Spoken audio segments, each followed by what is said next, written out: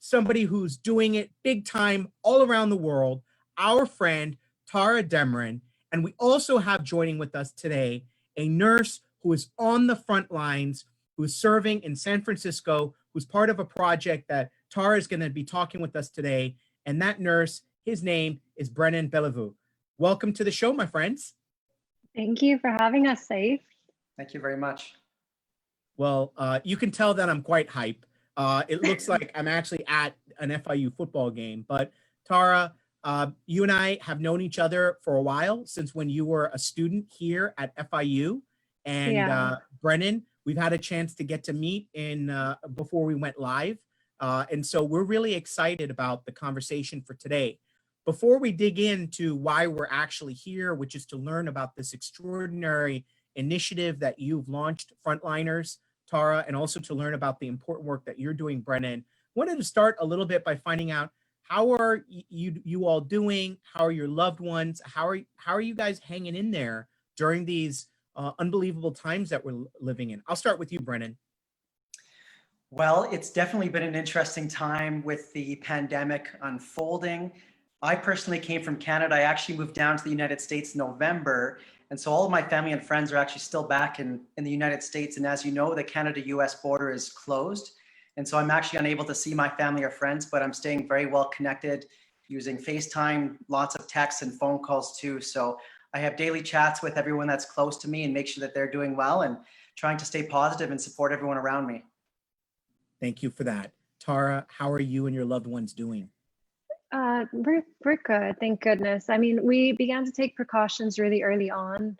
We've been very socially isolated. I would go 2 months without seeing any friends, and it's been a little interesting just having to be completely going from extroverted socializing to just closed off. But I think all that energy, we've been able to spend a lot of good family time together, and it's kind of was the energy that fueled a lot of these initiatives that we're taking during this period.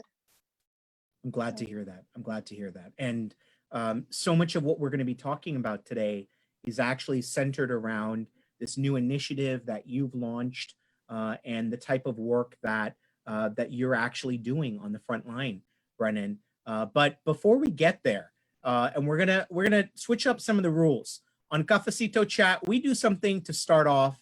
It's called the Fuego round. It's a lightning round of questions. We are all inclusive, Brennan. So I'm going to tweak a couple of questions to make sure that you are able to fully share your own truth. I will warn everyone, the Fuego round, you can gain some friends and you can also lose some. So Tara, you are well loved within the FIU community. Brennan, you are well loved no matter what you say because of the work that you're doing. So don't worry. Tara is in a very different boat than you are with respect to this. So she will be judged for her answers. You, however, will be supported, my friend. All right. So first question, in that afternoon when energy levels are starting to dip, and I'm going to mention some Miami type stuff, but it's okay. We're going to have offerings for you as well. So when energy levels are dipping in the afternoon, is it a cafecito, a cortadito, a good cup of tea, or coffee that keeps you going? It's either tea or Vietnamese coffee, which has a ton of condensed milk in it. Oh, that sounds really really good. Yeah. What about you, Brennan? Are you a cat? I mean, you're working hard, long hours. What's your caffeination of choice? It's usually about 2 coffees a day for me. And by 2 p.m., I'm probably well into my second coffee. Love it. Okay, next one. This is really for the tropical fruit fans. And I know in Canada, even though you are from Canada, I've got a lot of family up there. So I know that you guys, even though it can be very cold during the winters, you guys get great tropical fruit. So there's no exclusion of you in this next question. Favorite tropical fruit? Is it mango? Is it lychee? Or is it guava? I'm on team mango. 100%. Okay. Somebody got to Tara very early on, so it's clear. Brennan, do you have a favorite tropical? Do you like tropical fruits? I know you guys get great selections back home in Canada. I do, and actually mangoes are very popular back home too. So I have to go with mangoes as well. Okay, Brennan. I mean, listen, Brennan is from Canada. He's working in San Francisco. Even he knows it's Team Mango. Okay, So I'm going to get a little bit more native with our flavor choices here, but I'm going to switch it up a little bit for you, Brennan. I got a special question just for you. This one's for Tara, but if you can answer it, go for it. When you're looking for an afternoon snack and back in your campus days, Tara, is it a croqueta, an empanada, or a Jamaican patty, or none of the above? Empanada, definitely, yes. Empanada, empanada. Brennan, do any of those choices jump out to you? Because I've got a special question for you. They do. I swear she's looking at my list because I was going to say the same answer. But now, if I were in Canada, it would probably be poutine and a bag of ketchup chips. But you can't go wrong with that. Karen, my colleague Karen is completely with you on that. You cannot go wrong with poutine. Okay, but here's a more burning question for you, Brennan. And this might question your actual patriotism as a Canadian. Ooh. Timmy Hortons or Krispy Kreme? Did you say Tim Hortons versus Krispy Kreme? Yes.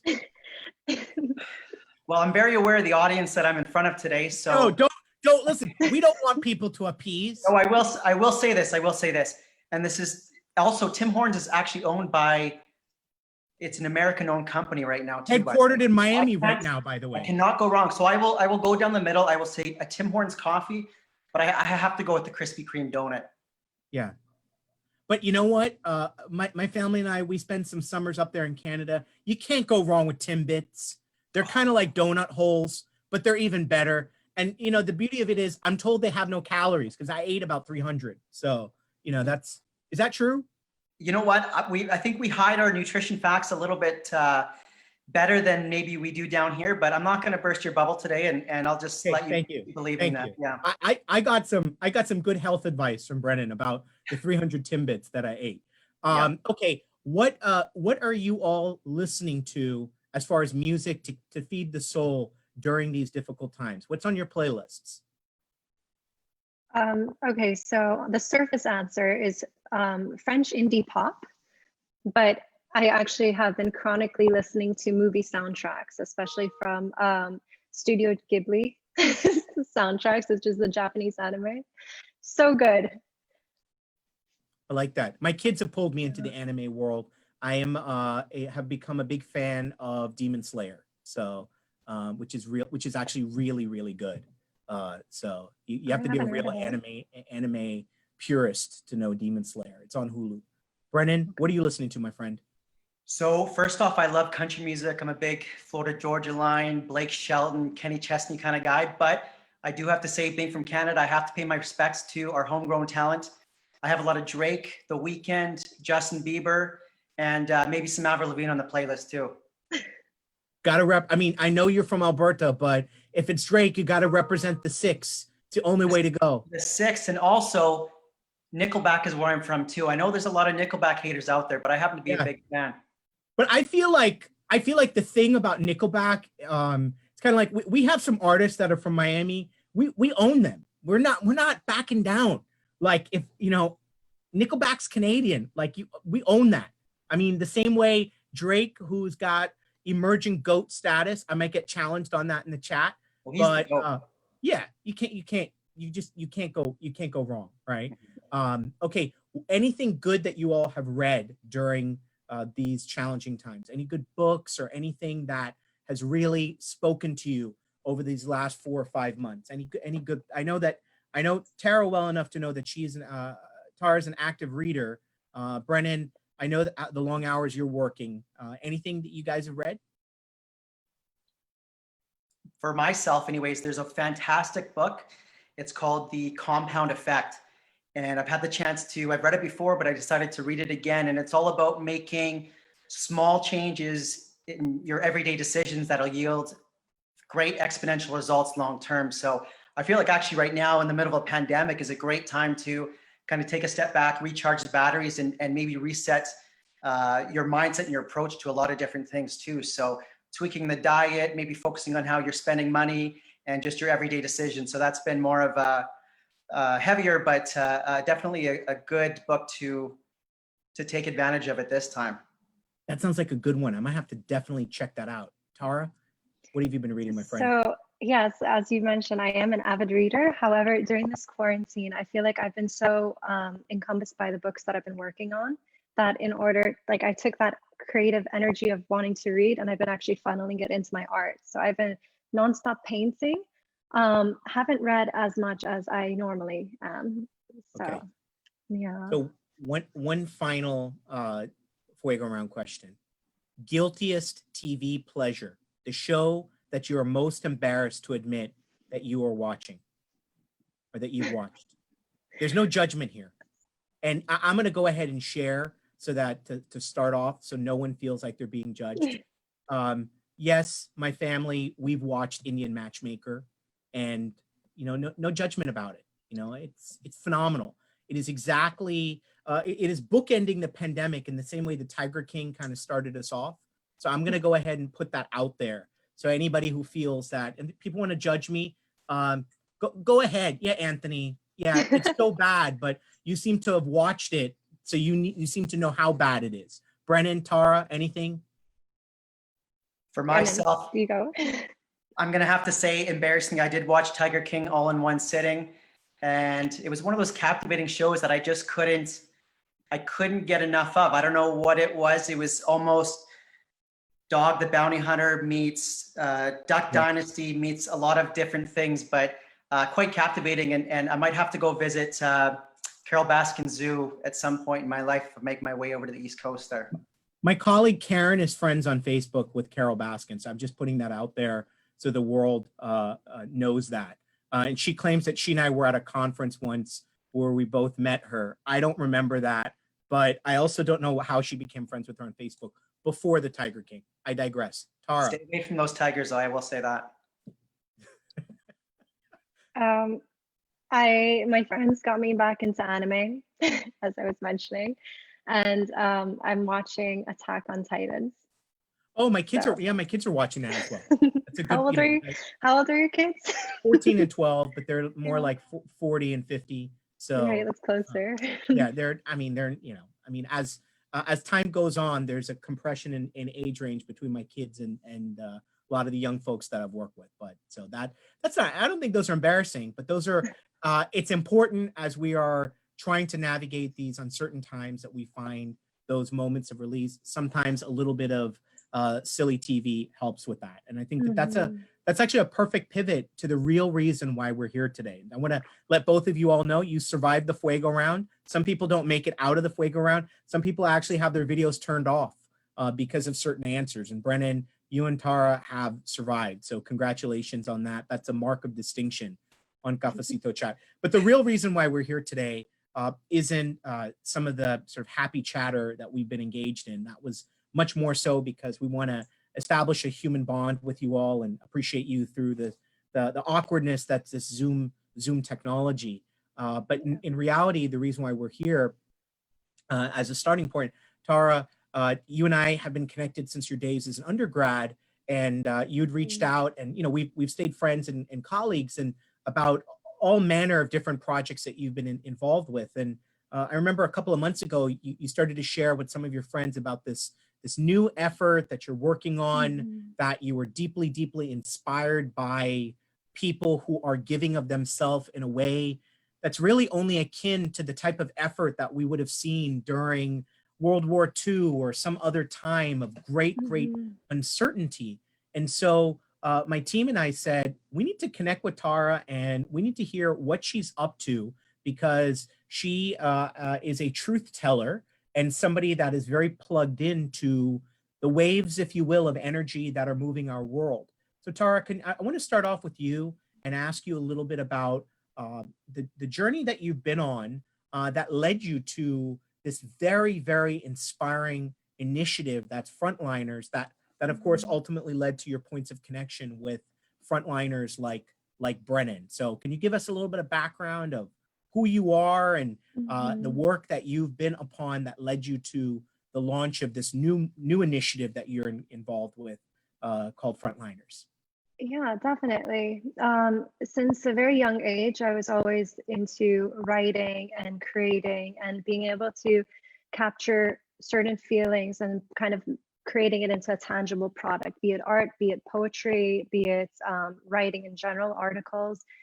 I've always loved that. And also when I was young, I used to create little dolls. Like I was in elementary school, I would make little dolls and I would actually sell them. So I always had an entrepreneurial nature as well. I would sell them for $10. It's like these little Tim Burton-esque looking dolls.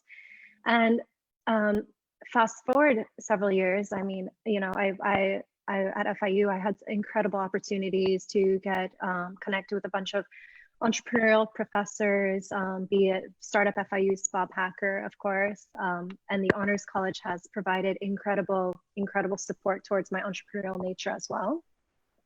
All of these kind of promoted me from getting involved in a startup weekend that led me into, that led me into getting recruited into a startup. At that startup, we were acquired by a Fortune company. And then I tried starting my own social entrepreneurship. So it went from just raw entrepreneurial energy into social entrepreneurship. When me and my really good friend Eliana, we ended up trying to get rid of food waste. And we started this startup company and it failed after a year. And we're like, okay, well, that's that. Then, you know, I did some soul searching. I moved to Turkey, got involved in a lot of international business. That was what I majored in at FIU, which the program is phenomenal. And I was like, okay, let me try at this. And it lost the social component of it. So upon returning back to America last year, I got reconnected with some really good friends. And there's one friend in particular, Hanif. And he is himself, he's a frontliner, but he is a serial entrepreneur, has a crazy background from cybersecurity to computer science in general, and we would just throw ideas at each other. What could we do? What should we do? We should work on something together. And then COVID hits, and once COVID hit, we were just shocked at all of the news that began to come out of what was really happening behind hospital doors. And it started, funny enough, it started from social media. So I have friends who are actually frontliners themselves, but I didn't actually make any connection of the difficulties they were going through until I began to see on social media, they would post, people would post live streams of just how difficult it is. And they're in tears and they're talking about how challenging it is, from going to not seeing any patients passing away to having dozens in the same day. And then I began to reach out to my own network of people who are in the healthcare, who are healthcare workers. And from there, it was just kind of like you're just pulling onto a string and you just don't know where it's going to go. And you find out more stories and more stories. And so to connect the whole thing together, Hanif and I were talking and I said, I want to create a doll. It's a little bit separate from what we're doing right now. I want to create a doll that is basically a doll of a nurse. And I was like, I want children to connect with something and have that connectedness with this doll. And in order to create a proper doll that has a story, we needed more stories to go with it. So from connecting with people such as Brennan, connecting with dozens and hundreds of nurses, we began to get all these stories from around the world. And it became something that began to become slightly of a monster. It just kept growing. And we're like, okay, we have all these stories. It doesn't make sense to just do a doll. There's something so much greater here. And lo and behold, we said, well, we have these stories. We're unraveling a lot more stories overseas in areas of civil war, refugee camps. So not just the circumstances that we are here locally witnessing, but globally. And we decided that we just needed to figure out a way to actually bring these into a tangible format and bring it out to the world. So all those points backwards connected into today, where we actually just launched our Kickstarter this morning to create a book, a coffee table book with 50 stories of nurses and around the world. And I think we're gonna probably get into that a little bit later. So thank you for sharing. Yeah. My team is gonna actually drop the link to the Kickstarter campaign in the chat. So everybody who's looking on, we want to make sure that folks are finding a way to support Tara in this exciting new initiative. And Brennan, you know, we're really lucky that we have you here on Cafecito Chat, and we're very grateful that Tara shared with us the opportunity to invite you on. And I'm really keen to hear a little bit about your own personal journey, the fact that you were here, and just really the motivation for you in getting into the type of work that has become your life's mission. That's a great question. And so for me, this journey began a number of years ago. I graduated with my Bachelor of Science in Nursing in 2015, and I'd always wanted to work with kids. And so I actually worked on a pediatric heart and liver transplant team in Canada for 5 years. And I always had the dream of working in California someday, and a really great opportunity came to be down here. And so in November, I moved down in November 2nd on a flight down to San Francisco, one-way ticket, not knowing a single person in the entire country. And it was just as much of a life experience as it is a work experience, but I feel very intentional with what I'm doing. I feel very devoted and dedicated to the work that we do. For me in particular, working with children and families within the pediatric cardiac community and those requiring heart and lung transplants. And right now, it's obviously a challenging time with this COVID-19 pandemic and what's going on, not only here, but around the world. This is a virus that's no one is immune to. No one of any religion or ethnicity or country or demographic is immune to it. This is something that is affecting everyone. And I think a really great common theme of what's going on is unity. And I think the people within our profession and all frontliners have been able to come together so much over the last 6 months and will continue to come together moving forward as well. But it's been a challenge, but there's been a lot of triumphs and great stories as we navigate through this pandemic as well. Brennan, I want to share with you that on our Cafecito chat, we show love and appreciation and gratitude for folks by asking everyone on our chat to drop the word snaps into the chat. The fact that you have left your family, your loved ones, your family back up in Canada, you got on a plane, one-way ticket to San Francisco. You've been here since November on your own, but not on your own, really in selfless service of others. It's inspiring. It speaks so much to your character. And we are so grateful. We're showing, the snaps are blowing up in the chat.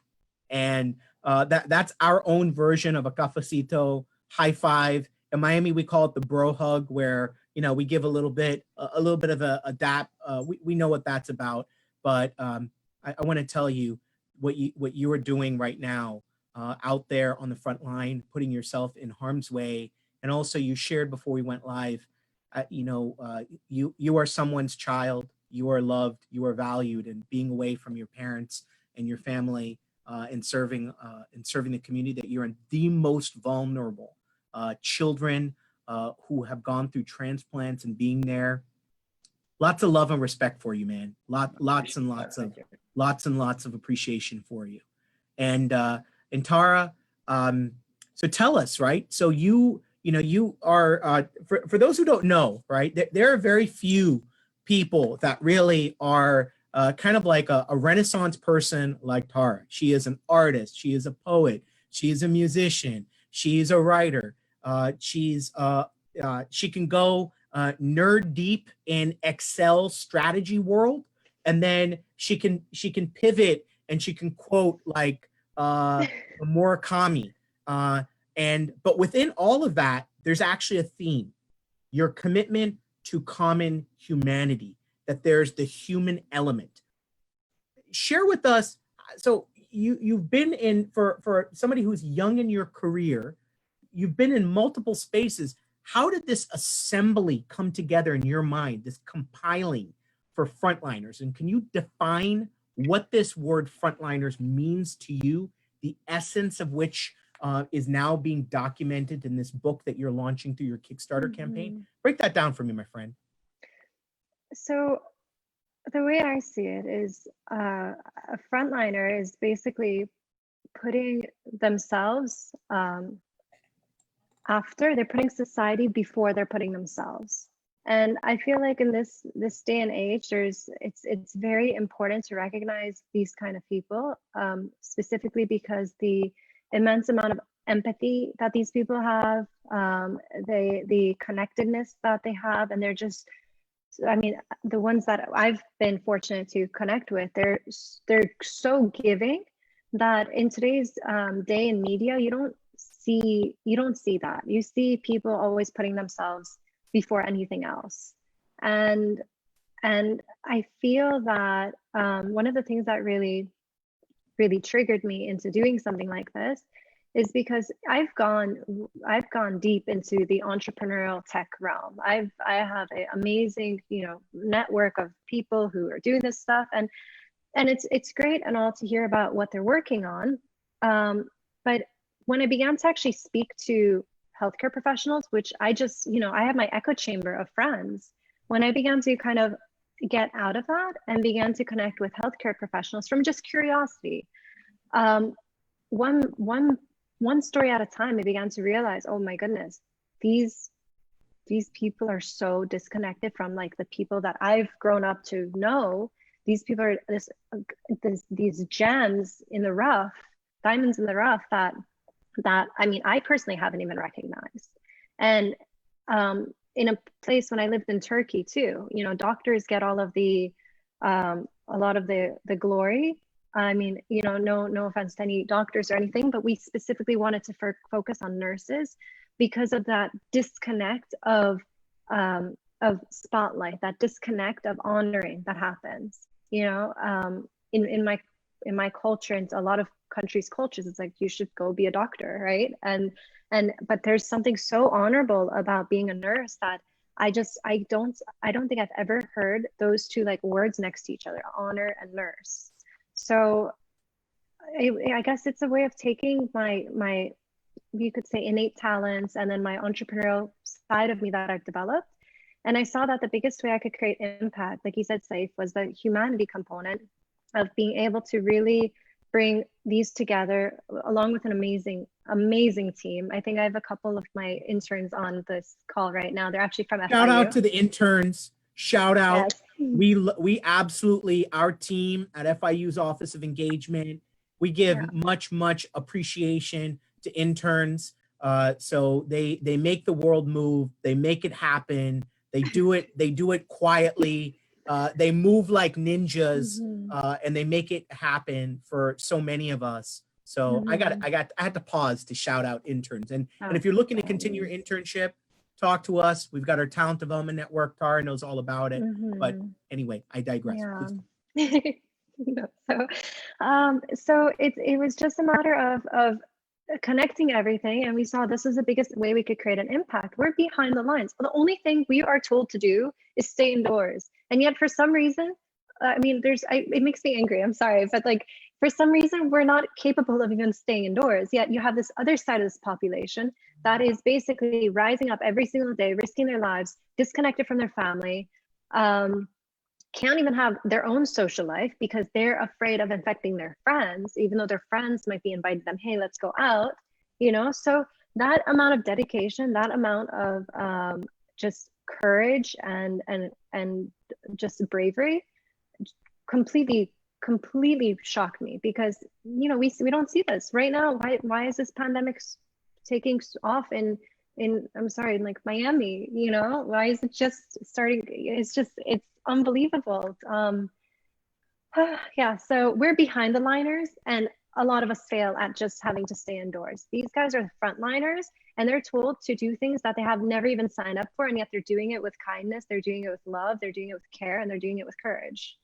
What I love about what you just expressed, and I think that you captured it well. My wife and I, before the pandemic, we were at a dinner party, and you realize like this is almost like the back of the envelope way of understanding how the world actually works, and that is that if you're at a dinner party or a cocktail party and you're meeting friends and making new friends, no one actually wants to hear about how many businesses you've built and how successful or how much stuff you have, but you're always going to remember if you meet somebody that's opening up of themselves and telling you about the impact that they're having on others.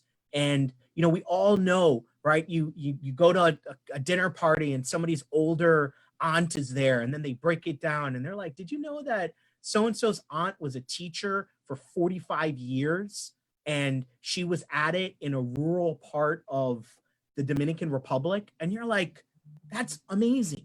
And so what I like about the Frontliners initiative is that those individuals within our society who are not the type that talk about what they do, they just do what they do, and they go quietly and easily into the night again and again, rinse and repeat, that you have posited. Let's flip this on its head, right? So another tweet from Elon Musk, which is great because he's doing important things in other elements, SpaceX and Tesla. But then there are people who are giving of their humanity in a unique way that is uncelebrated, untrafficked, if you will, in the public commons. And so, Brennan, I'm curious for you, right? Because for you, you're doing your job, you're doing your life's work. You don't get up and get on a plane, leave your family to go to a new city, to work in a challenging healthcare environment pre-pandemic, unless this is like what your DNA and your stuff is made of. What does this type of effort mean for someone like you and your colleagues and your friends that are on the front line? This effort that Tara is undertaking to really try to let's turn on the bright lights for individuals in our society who are doing the hard work like you. What does it mean to you? Well, thank you very much. And so I think what Tara has put together and the project that she is looking to get out there is such a phenomenal opportunity. And I believe the project represents so many things for myself and a lot of my other frontline and healthcare professional colleagues as well too. So I've never felt so much unity within my profession, and projects like this really support the notion that we're all in this together. And we spoke about unity before. I've never felt that our profession has been this close. And so again, just kind of woven together. And so something like this that is taking the voices, the stories, the tragedies, the triumphs from frontliners all across the entire world, I think it's such a special opportunity to share those stories and to get those voices out there too. And you know, as like I said before, as frontliners from different countries, we don't speak the same languages, but there's a lot of commonalities in the challenges and the success stories that we face. And reading and hearing about the stories of other nurses and frontliners across the world is empowering to our profession. And it's giving an equal voice and platform to everyone. And it shows again that no country, religion, or culture is immune to COVID. And for us to overcome this virus and this disease, we're going to have to do it together too. So I'm very thankful that Tara has taken this initiative to really get our voice out there. And like you said, I think a lot of nurses are very, very humble in their ways, and they don't often talk about the stories and their experiences. But the reality is that while a lot of people are staying indoors and staying at home, you know, we feel like we're walking towards a fire, whether it's going to a hospital or a clinic.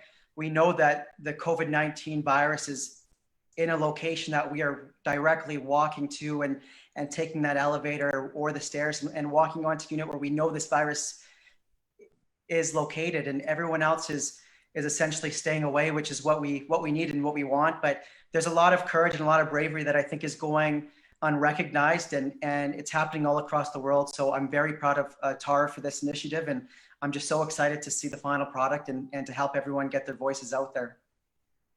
You know what you said, Brennan, I think is the essence of it all, is that in our society, we should recognize that our healers like you are our heroes, because you are with families, you are with, in your case, the line that you were in, children, at the absolute most vulnerable point in a human being's life. And you are there, both literally and figuratively, holding their hands, nursing them back to health. And along with all of the medicine, along with all of the procedures, all of those types of clinical modalities, we know, and the science shows it, it's your heart and your soul that's being poured into those that you are serving. that's the difference maker. And that's, you know, when I think about Frontliners and I saw it, and yeah, there's cool, the graphics are awesome and the kind of nurse bitmojis. I was like, that grabbed my attention. But I'm like, if Tara's behind this, there's something much deeper. And it is this this thread that our healers are our heroes. And I've got my wife and I, we have a 14-year-old and a 12-year-old daughter and son. And I am much, and they're watching right now. I love the idea that those people within our society who should be celebrated need to look like you, Brennan, and need to be your colleagues and people who are out there. And you guys are not really great at telling your own story. You're good at doing what you got to do, which is great, which is why teaming up with a social entrepreneur extraordinaire like Tara, who understands how to reconnect and connect human stories with the human experience. So how is the initiative going, Tara? Can you break it down a little bit? Because I know you're in the early stages of some launch and, you know, but you are a very methodical person. So I know that there's like an engineering Gantt chart that's probably, you know, 80 pages long. We're maybe on page number 3 of that Gantt chart. Can you break it down? Yeah, I wish I had a whiteboard. That's one thing that became clear. Working from home, I need a whole whiteboard. Yeah. But so one of my favorite quotes is in every chaos there is order. I think everything we're doing right now is ridiculously chaotic.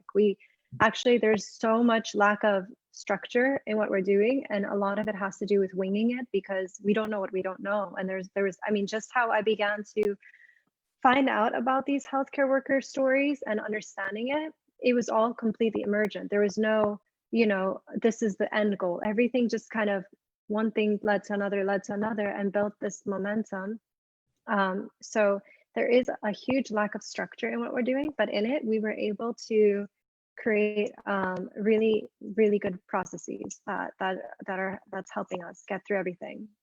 Currently, the last 3 months, what we've worked on mainly was creating the idea, the purpose, the specific people and people we want to recognize and introduce, and the kind of the structural part of the actual book. We didn't want to just include any interviews. So if you look at our social media page, we have a lot of interviews. We have a lot of snippets of people's stories. And that was to build the foundation of being able to kind of create a more of a mass outreach in sharing nurses' stories. For this book, it's going to be such a difficult filtering process because we want to highlight really, really unique and specific stories. And considering that we're doing a global perspective, that's a lot of countries to highlight and recognize. So in order to do that, obviously, I'm not able to go travel. My partner's not able to go travel. And so we actually are partnering with a bunch of NGOs around the world who could help us identify those who have been actually the most involved, the ones who got, coronavirus amidst a civil war, got better and went straight back into the war zone. So it's things that I could never imagine connecting to in my life at all, no matter how many books I read, no matter how many documentaries I watch. So that's going to be a huge process. We have an awesome team though, as I said, and partnerships that will be able to help us achieve a very high quality production in being able to share these stories as effectively as possible. I just love the design aesthetic. We've got some of the images that looks like the what will be the cover of the book. Is that right, Tara? Yes, it is. Yes. That's really kudos to you and your team. And we're getting a little bit of a sneak peek here. Tara, as you've gone through, and I know that you and I have talked about this before, that we both share an affinity for being keepers of stories. You come from a Turkish background, and we know a lot of people don't know that Aesop, as in Aesop's Fables, is actually Turkish. So that's like everyone thinks that Aesop was Greek. He was actually Turkish, and he is from central Anatolia, from a small town called Kutaya. I had a chance to visit there many years ago. You're a keeper of stories, and I know your book documents that. We're aware of kind of the North American experience of nursing on the front line. Can you give us a snippet, if you will, of a story from maybe overseas, maybe one of the more war-torn type environments of what it has been like? Could you give us a little bit of a teaser, if you will, for a story that you've come across that just grabbed you in a really unique way? So what's been very challenging from being all the way here and not being on the grounds is being able to find those stories, and not just there's two parts to it. And this is why we had to actually leverage the partnerships to be able to find these stories. It's one, as Brennan was earlier mentioning, is it's people in this people who are healthcare workers, healthcare heroes. It's interesting. You could go to them and say, hey, thank you for being a healthcare hero. And they are like, I'm not a hero. You know, I don't want to share my story. I'm just doing my job. You know, I love humanity. I'm just doing my job. Like, you shouldn't recognize my story. There are a ton of other people you should recognize. So that is kind of one difficulty we've had in finding these stories, is that they just don't feel they don't own it as a hero story, which is interesting from my point of view. I see it as a complete hero story. The second thing is, with countries overseas especially, there has been a lot of, how do you say, the country itself is basically saying you're not allowed, no nurses can be interviewed, no pictures can be taken, and it will result in them getting fired and jailed, pretty much. These are stories we've heard. We've connected with some nurses overseas in countries that are war-stricken. So what's going to most likely happen is that we're going to try including anonymous stories, because these should still go heard, but it's crazy. You know, you think you hear of this, that somebody's going to get jailed for sharing a truth, their own reality, and they're not able to actually openly speak about it when it's their life on the line. So, but a couple lesser stories that I've heard. There was one that occurred where I have a friend in Peru, and he helped identify a nurse who actually was dealing with was helping patients in the jungle, and basically that was a story I referred to before. Got coronavirus, got deathly ill, had to be they had to all pitch in to get a private plane to get him out of he was like a friend of my friend, to get him out of the jungle. He got better after 3-4 weeks at the ICU, and he went right back in. You know, these are the things that give me goosebumps, because I mean, I like to think that I'm a giving person, but then when I see this, I can't connect to it. I can't. Yeah. That's really, I mean, you know, I'm so excited to read the stories that you and your NGO partners have been able to capture. Brennan, I want to turn to you for a second, and I know this might be a bit uncomfortable, and hoping that we don't make you overly vulnerable for a moment, but would you be willing to share some insight on what is your day like, from when you wake up until whenever it is that you come home? And California, we know, like Florida, has been surging. Can you share what that's like? Because I would imagine you have to. What is that like, Brennan? So I'll start from the very beginning of COVID, and so even though the first confirmed case in the United States was in Washington State, we in California actually had the first case of COVID for a non-traveler, someone that had contracted the virus and wasn't on board a cruise ship or wasn't flown in from anywhere else too. So for a while, it almost felt, when we had that first confirmed case in my local county, and the cruise ships were sitting in the Bay Area docked, and there was confirmed cases on there, it almost felt like this dark cloud was kind of looming over us, and we were hearing about the stories that were taking place in other parts of the world. So I think there was an initial fear among healthcare providers and frontliners that I spoke to and that I worked with. And since then, you know, we've been very well supported, very thankful to work for such a fantastic organization. But you can't help but not know every day when you wake up and you go to the hospital, just by virtue of rising numbers, is this potentially going to be the day that I'm going to be exposed to this? Your biggest fear is you don't want to spread COVID-19 to your peers, your patients that you care about, their families. And I think that's the biggest concern that we might have. And there's been some really challenging situations. The other day when I was working, we had a very difficult code situation first thing in the morning. And it was a patient who was a symptomatic teenager with COVID-like symptoms. And so we were still pending for results. And I saw the alarm go off, and it was a code blue call. And I ran over, and I was one of the first ones there. And my friend said, okay, this is a code blue.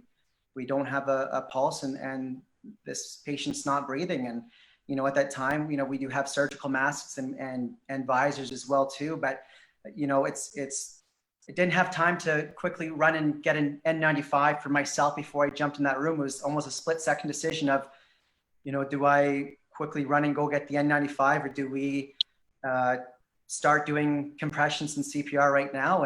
And for me, it was a quick announce, okay, we've got a code blue in this room. Could someone please go get me an N95? And then just jumped in there and started doing compressions, and we were able to get the patient back after just under 2 minutes. But, you know, those are kind of some of the decisions and things that we're having to make, is, you know, dealing with that and walking into a room maybe a little bit vulnerable, and doing whatever we can to try and keep people alive. And that's a situation that you don't show up to work expecting to always experience. And just in a split second, you know, your patients can decompensate, and you're having to deal with making those very difficult situations and choices too. So thankfully, the swab had come back negative for that patient, because, you know, for the rest of the day, I was quite worried that, you know, I wonder if I'm going to get the COVID-19 virus now, and is this something that I might spread to other people around me, or families and patients? And I was very fortunate that it had come back negative. But again, that's just one small story for a whole lot of different situations and experiences that people are facing and are going to continue to face, especially with rising numbers here in the United States and across the world. Brennan, thank you for sharing that. And, you know, I think that, Tara, from where you sit, and you hear something like that, that we have our frontliner friend Brennan putting himself in harm's way. How does that sit with you as somebody who is well known in our community, and you look out and about and you see sometimes there's a recklessness with respect to how people are not embracing basic procedures to keep themselves and others safe? How does that strike you when you hear a story like that from Brennan?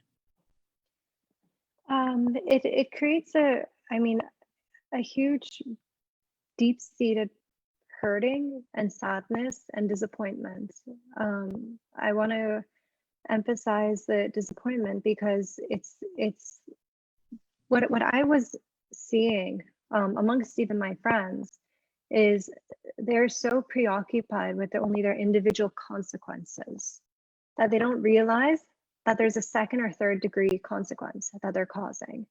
And then the discrepancy here is that when people like Brennan dealing with a teen who is potentially, you know, in this situation, such a critical situation, these things happen behind hospital doors, and we have the power of choosing selective ignorance. And a lot of times ignorance is bliss. You know, outside, I'm looking outside right now. It's a beautiful, amazing day right now. It's like perfect meeting up with friends outside, going, I don't know, working out or doing something, you know? And it just takes a lot of self-accountability, self-governance to be able to understand that, you know, okay, you could take risk yourself, pretend you're doing crazy jet ski tricks. You could take risks for yourself. That's going to potentially harm your family, sure. But the issue with something like this virus that is unseen and has this spreading capability and is affecting so many people on the front lines like this it's people aren't recognizing that their harm isn't limited to themselves and their families. And I think it's just it makes me very disappointed in the level of selfishness and individualisticness I've been seeing. So yeah, and you mentioned that individualist sort of preferencing over what we know is needed in the public way. Brennan, in your work as a frontliner, and you know quite well what it feels like to be on the other side, if you will, of that wall of providers who are trying to help heal people. What is the ask that you have folks like yourself and your frontliner colleagues and peers to the rest of us about what we could be doing to make sure that somehow we can play our part in slowing the flow, if you will, of the ill into the hospitals? What's your ask? Well, my ask and my wish would be to see as many people as possible just being safe. I think we have to take a harm reduction approach. We know that people are going to go outside. We know that people want to socialize and do those things. So I think the biggest thing is just doing it as safe as possible. And there was an article that I had read the other day that just said that if we all wore masks for 6 weeks in this country, that we could overcome this virus. And it's just such a small ask that, you know, we as healthcare providers just wish that we would see more and more people doing things like that. Hand hygiene is the best way to stop the spread of the virus too. So keeping hand sanitizer with you, washing your hands, and just helping to take care of those around you. I think for supporting frontliners as well, I mean, mental health has always been at the forefront of our profession, and perhaps it's never been more important to support frontliners than ever before. There's been a lot of tragic stories of fallen nurses from COVID, and even a lot of suicides too across the world that I've read about. And if you know a frontliner, I would ask you that you please reach out, check in, see how they're doing, and let them know that you care and support them. And the Unsung Hero Project is a terrific way to get our stories out there and to everyone, and to support our community, and in turn, everyone in the world itself too. So I'd encourage everyone to take a look at that project, and if you can, support it, because a lot of the contributions are going to go towards just helping get our voices out there, our stories out there. And I think ultimately that's going to help overcome this COVID-19 virus as well too. Thank you so much for sharing that, Brennan. And whenever it is safe to do so, you have an open invitation to come down to Miami. We will guarantee you that some of the things that are part of the landscape of Miami, not just the Cafecito, but the mojitos and the beautiful ocean views that we have, we're going to play our part to make sure that we host you the right way. I know I've got some colleagues on my team, Karen, Anthony, Tanya. I think we need to make that happen at some Franz, who's with our FIU. We're going to need to make sure that we bring Brennan out here to hang out with us at some point. Would you take us up on that offer when it is safe to do so, Brennan? I would. If you guys get the Miami Vices and Mai Tais going, I'll get a volleyball and ketchup chips, and I'll be on my way over a direct flight to Miami. Brennan, I will even, you and I could even dress up together as Crockett and Tubbs, my friend. We will go full Miami Vice. So I guarantee. I've seen Entourage, so I know I've got this all white shirt, pants look, and it's gonna work. It's gonna work. It's gonna work. It's gonna work. We're gonna take you to one of the most famous places in Miami. It's called Mangoes. So we're gonna make sure that happens. So it's not a cheesy tourist trap. Don't research it at all. But we're gonna. I'll take your word for that. Tara knows that I'm just being. That last little bit about mangoes is a little bit of me being cheesy. That's a little bit of dad humor on my part. But you are spot on in your recommendations to us, Brennan, about the things that really matter, which is we need to mask up, we need to wash our hands, and the sacrifices that you and your colleagues are making would be in vain if the rest of us didn't take just how seriously this pandemic is.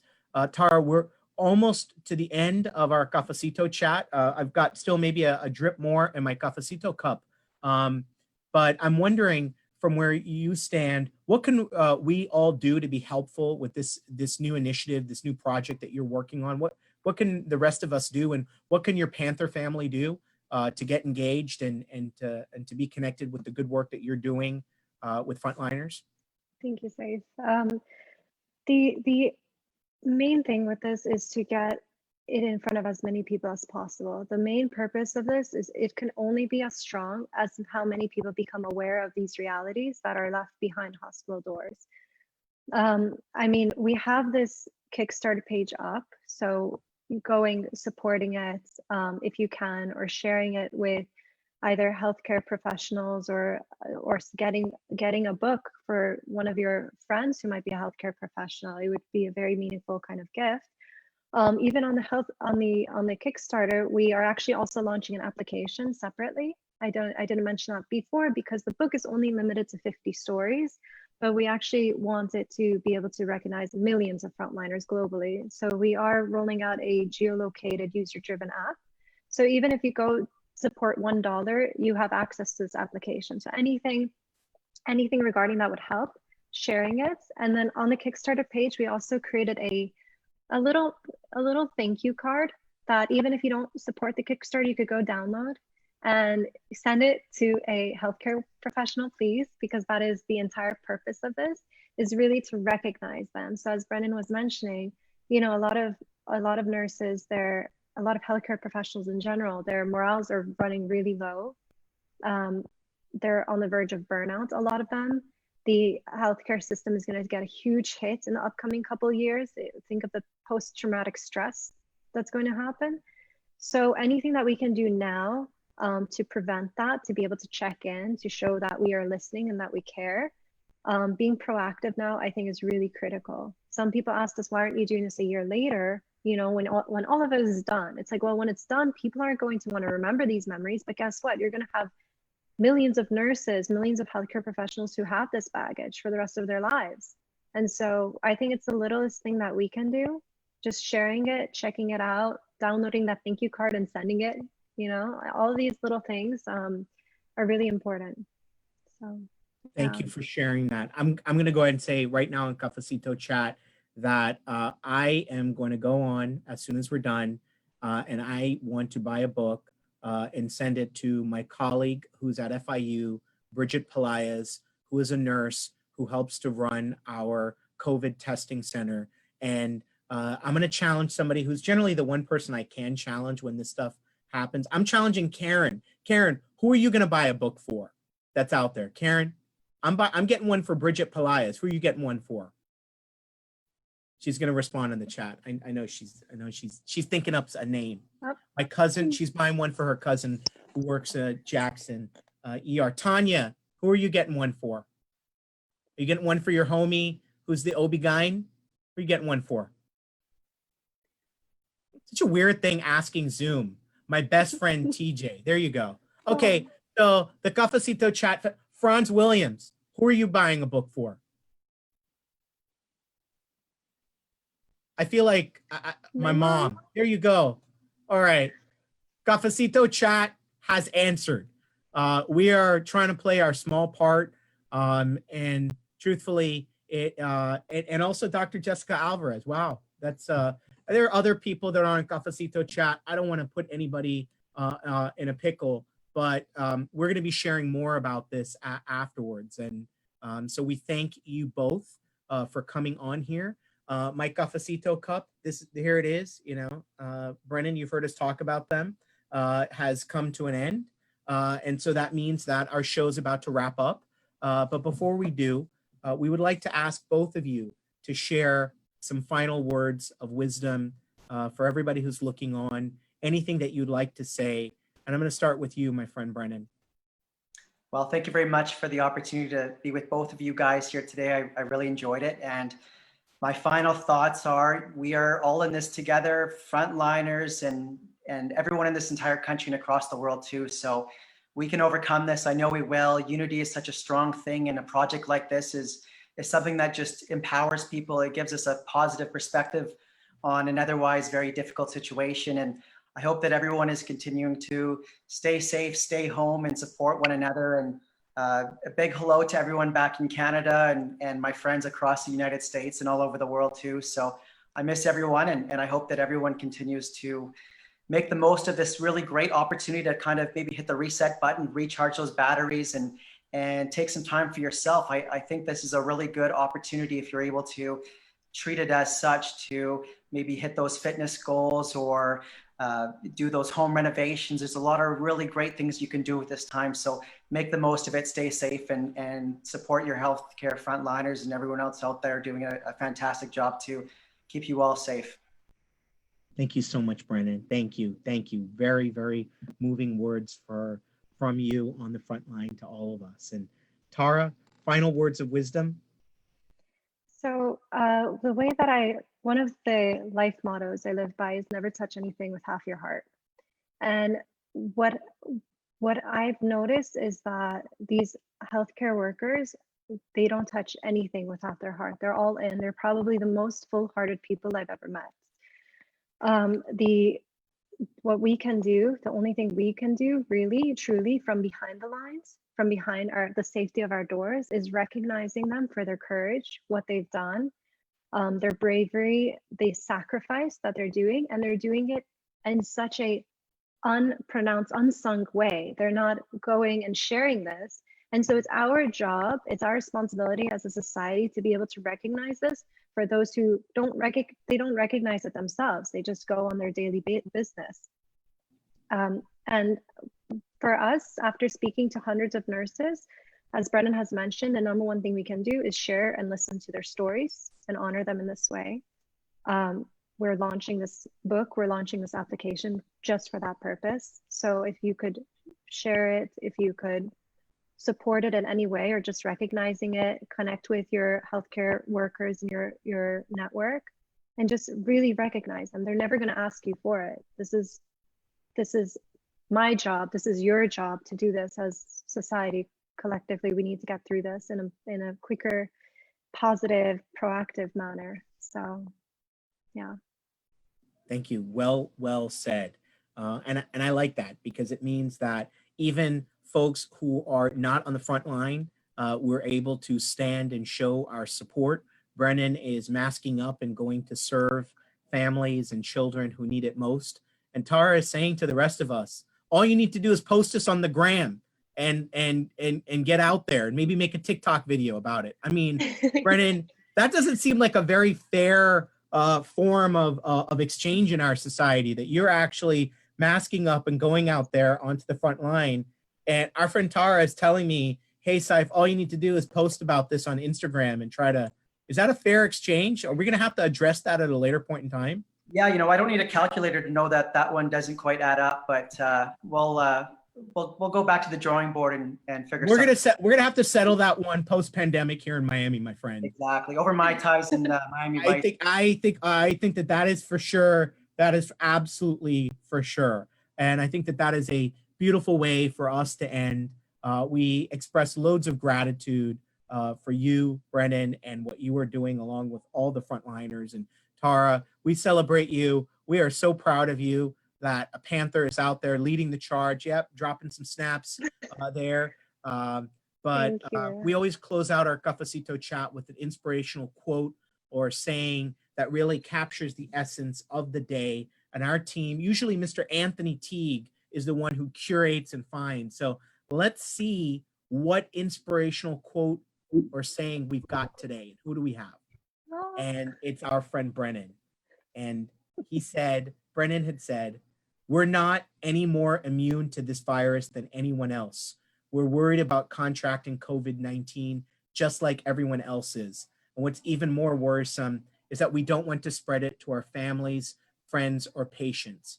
It's been our duty to rise to the occasion when needed, and we always have. Brennan.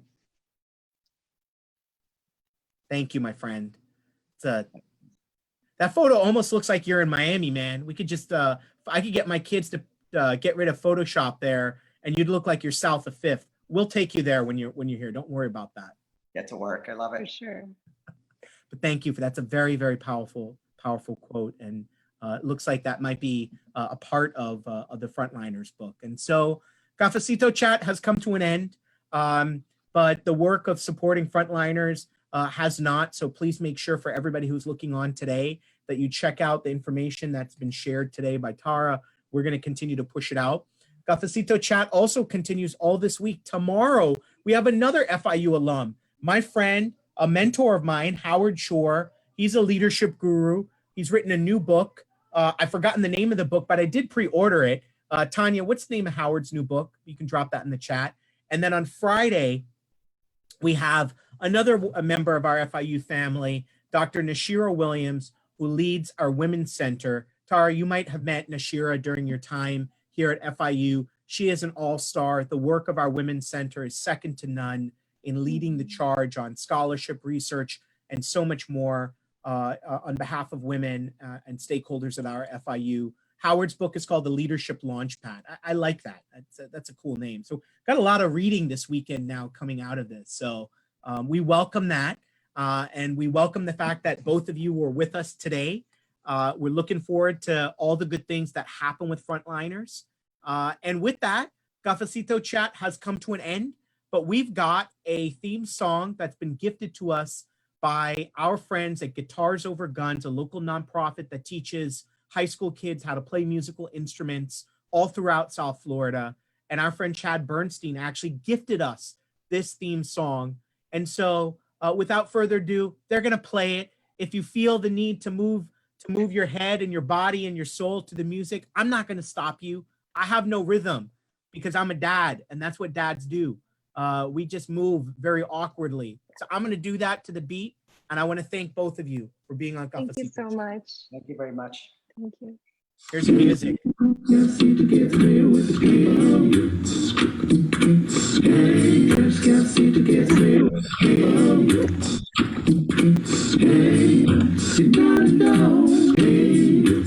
getting ready to take you to South Beach, Brennan. Warming up.